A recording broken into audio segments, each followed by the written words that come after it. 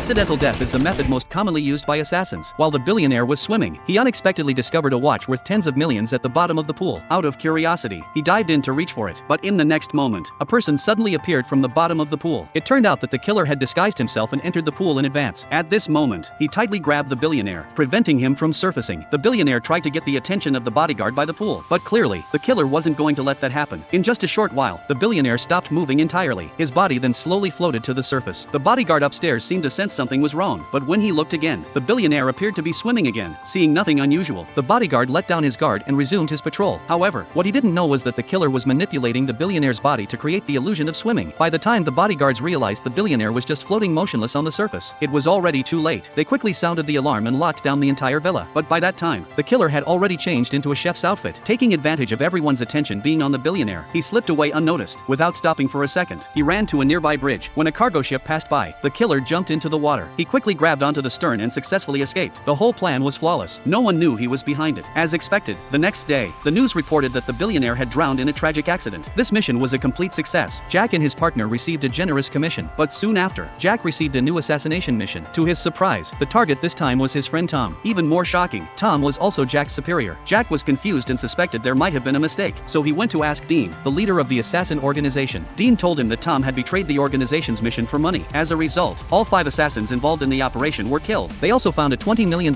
transaction in Tom's overseas account. This confirmed that he had sold out the organization. Such betrayal was something the organization could never tolerate. Even so, Jack found it hard to believe, but the organization gave him an ultimatum: kill Tom within 2 days, or someone else would do it. Torn between his closest friend and his mission, Jack was consumed by inner conflict. But in the end, he called Tom and told him to run, sensing the danger. Tom followed Jack's instructions and destroyed all surveillance cameras. He then took the elevator to the underground parking lot, but just as he was about to escape, he found his car had been sabotaged. Jack slowly emerged from the shadows. In that instant, Tom finally realized everything had been arranged by Jack.